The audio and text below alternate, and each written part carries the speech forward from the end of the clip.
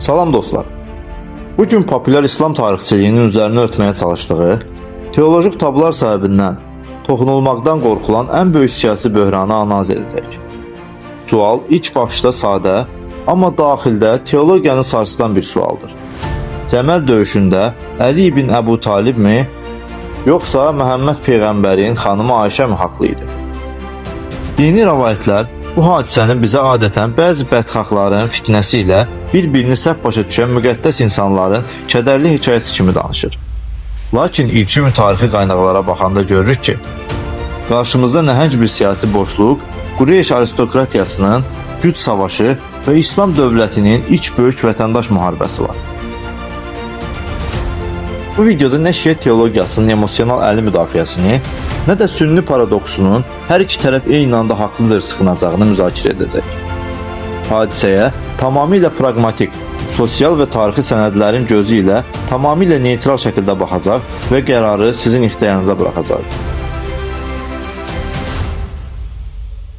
Hər şey 3-cü xəlifə Osmanın öz qəbiləsini, Əməviləri dövlətin ən mühüm postlarına gətirməsi və bunun nəticəsində yaranan üsyanla onun öldürülməsindən sonra başladı. Osmanın qətli İslam cəmiyyətindəki toxunulmazlıq mifini dağıtdı. Dövlət idarəçiliyi çökdü və bu xaosun içində Əli xəlifə elan edildi. Burada Əlinin qarşısında iki böyük maneə var idi. Birincisi, onu xəlifə edən kütlənin elə Osmanı öldürən üsyançılar olması, ikincisi isə dövlətin mərkəzi nüfuzunun tamamilə itməsi. Sünni dünyasının ən böyük tarixçisi Məhəmməd ibn Cərir ət-Təbəri öz tarixində açıq şəkildə yazır ki, Əli hakimiyyətə gələn kimi ondan qatillərin dərhal təslim edilməsi tələb olundu. Lakin hüquqi və dövləti nöqteyi nəzərdən Əli tamamilə rasional hərəkət edirdi. Minlərlə silahlı üsyançının daxil olduğu bu kütləni dövlətdə sabitlik qurulmadan cəzalandırmaq dövləti daxilindən tamamilə çökürdəcəkdir. Əli praqmatik davranaraq əvvəl asayiş, sonra hüquq dedi. Qanuni dövlət başçısı olaraq onun qərarı tamamilə qanuna uyğun və məntiqli idi.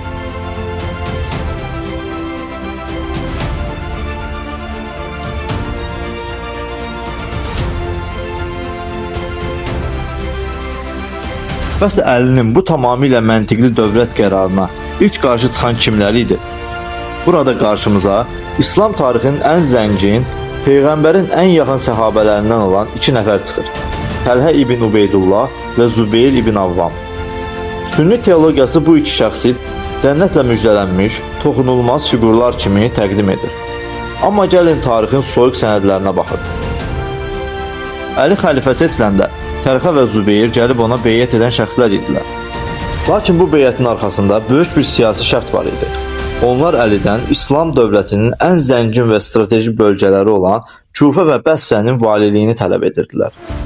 Əli isə dövlətdəki Qureyş aristokratiyasının monopoliyasını qırmaq üçün bu valilikləri onlara vermədi.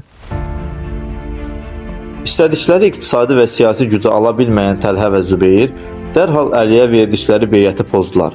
Onlar Məkkəyə ümrə ziyarətinə gedirik bəhanəsi ilə Mədinədən qaçaraq birbaşa Ayşənin yanına getdilər və orada Əliyə qarşı üsyan ordusunun əsas strukturuna çevrildilər.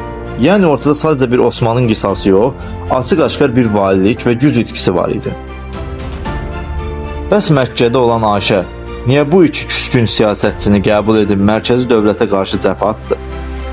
Fundamental mətnlərə enəndə arxada gizlənilən və psixoloji səbəblər görürük.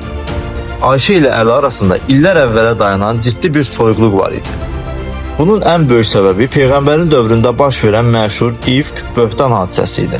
Ayşəyə böhtan atılarkən Peyğəmbər Əli ilə məsləhətləşmiş, Əli isə Peyğəmbərin üzüntüsünü görüb, ey Allahın elçisi, qadın çoxdur, sənə çətinlik yaradırsa onu boşaya bilərsən demişdi.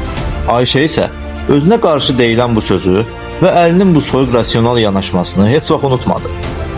Hətta ən mötəbər sünni mənbəsi sayılan Səhih Buxaridə qeyd olunur ki, Peyğəmbər vəfatına yaxın xəstələnəndə iki nəfərin qolunda evə gəlirdi. Ayşə həmin şəxslərdən birinin Fəzl ibn Abbas olduğunu deyir. Amma digər şəxsin adını çəkmək istəmir. Rəvayəti nəql edən Ubeydullah deyir ki, mən İbn Abbasa bunu soruşanda o dedi, o adını çəkmək istəmədiyi digər şəxs Əli idi. Çünki Ayşənin Əlidən heç vaxt xoşu gəlməzdi. Tarixi qaynaqlara baxanda görürük ki, Osmanın sağlığında onu sərt tənqid edənlərdən biri olan Ayşə, Əli xəlifə seçildikdən sonra Təlhə və Zübeyrin də təhriki ilə dərhal Osman qisasçısı rolunda meydana çıxdı. Çünki ərinin xəlifəliyi onun üçün qəbul edilməsi çox çətin olan bir subyektiv reallıq idi. Ayşə, Təlhə və Zübeyir birlikdə Bəsrəyə gedib, dövlətin xəzinəsini və rəsmi binalarını ələ keçirdilər. Bu hüquqi dillə desək, qanuni xəlifəyə, yəni mərkəzi dövlətə qarşı açıq bir üsyan və qiyam idi. Əli dövlətin bütövlüyünü qorumaq üçün ordusu ilə Bəsrəyə gəldi. Müharibə o dərəcədə amansız idi ki, təkcə Ayşənin dəvəsini qorumaq üçün ətrafında 1000-ə yaxın insan bir-birini qırırdı. Bu qırğında Əliyə qarşı ordu yığan Təlhə və Zübeyir də döyüş meydanında öldürüldü. Əli qanuni dövlət başçısı olaraq üsyanı yatırdı və döyüşü qazandı. Amma qələbədən sonra belə böyük dövlət adamı kimi davrandı. Ayşəyə heç bir zərər verilməsinə icazə vermədi. Onu ən böyük hörmətlə öz mühafizəçiləri ilə Mədinəyə yola saldı. Ayşə isə sonrakı illərdə bu etdiyi hərəkətlərdən, yəni qanuni xəlifəyə qarşı ordu toplamaqdan peşman olacaq və hər Cəməl döyüşü xatırlananda ağlayacaqdı. Nəticə olaraq məsələyə neytral bir tarixçi kimi baxsaq, ortada dövlətin mərkəzi nüfuzunu, əsayişini və qanuniliyini qorumağa çalışan, hüquqi və məntiqi olaraq tamamilə haqlı bir dövlət başçısı Əli var idi. Digər tərəfdə isə valilik iddiası boşa çıxan Təlhə və Zübeyrin siyasi maraqları və keçmişdən gələn şəxsi antipatiyalarının təsiri ilə qanuni xəlifəyə qarşı ordu toplayan Ayşə var idi.